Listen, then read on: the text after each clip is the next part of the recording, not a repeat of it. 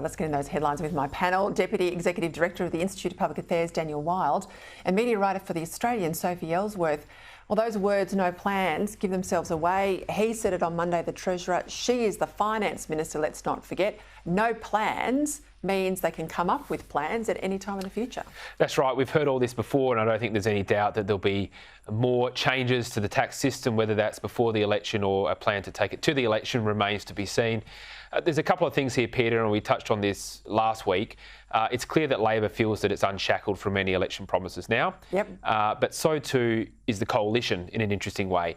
And they now have an opportunity to untether themselves from these stage 3 tax cuts. Important though as they were, politically they're dead.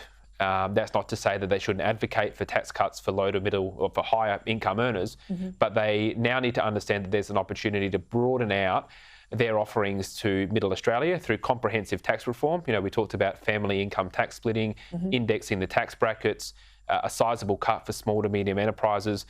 Those kind of offerings, I think, would make much more difference to the day-to-day experience of mainstream Australians than the fairly modest, but nonetheless welcome offering of Albanese. But the other thing to remember here, Peter, is none of this would be happening in the absence of the massive Voice defeat, because it was lower income working class Labor voters that deserted Albanese. He's now trying to win them back, and it's up to, I think, the coalition to present an offering to those people.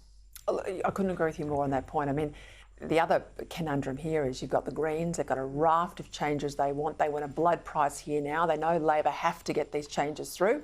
They have to amend that legislation that was to come in on the 1st of July.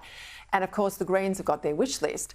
But Albanese is vulnerable because half of what the Greens want is supported by Labor's own party room.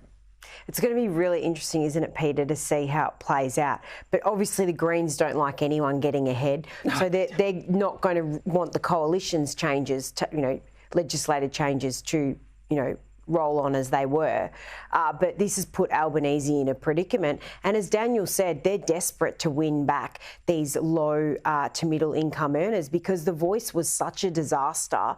They know they're in trouble. So now they're trying to appease the public by saying, look, we're going to give you more money to those lower income earners than the coalition would have. What do you make of that noise around today? 1.7 million Australians are in the gun of Treasury, meaning the government. These are people who have got some sort of trust. It might be farmers with trusts. It might be families with a trust. We're talking about $60 billion. They had this in the kick in 2019 at the election. Of course, Labor didn't win that election, but again, it hasn't gone away, has it? No, that's right. You mentioned farmers and also small businesses often use this as a mechanism for multi-generational planning, so they'll be hit by any changes. The real interesting thing, Peter, and I was sort of thinking about this, I haven't heard the Prime Minister or the Treasurer talk about growth.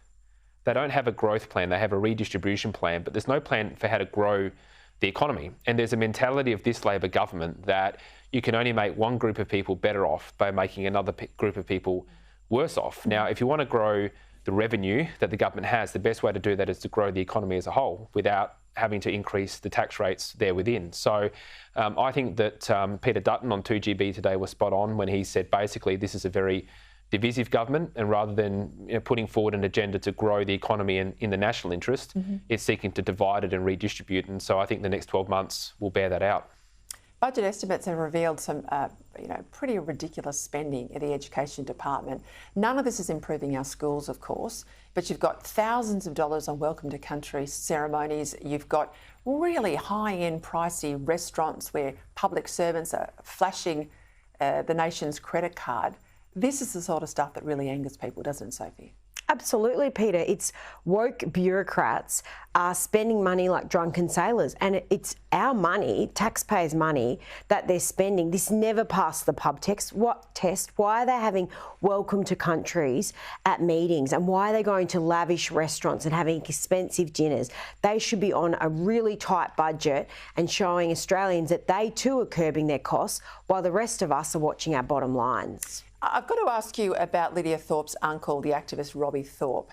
He's now camping out in King's Domain, which, if you're not a Melburnian, a big park, public park. Yep. He says he wants that land to be given back to the Aboriginal local people.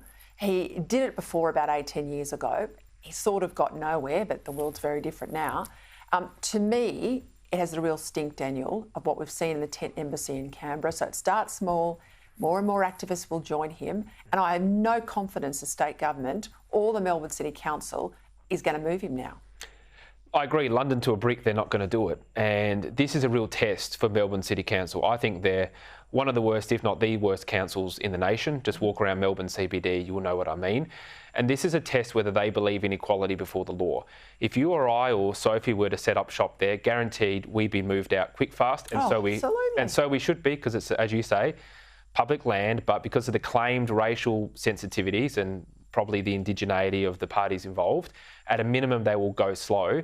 But I think you're right that this could quite easily end up being a semi-permanent setup like they have in Canberra. So this is a test for the Lord Mayor and the Deputy Mayor of Melbourne City Council. Will you stand up for equality of the citizens of Melbourne, or are you going to place and give special treatment to one group based on their race? We'll come back to that, I guarantee you. There'll be more than just Robbie Thorpe there in a few days' time. Thank you both.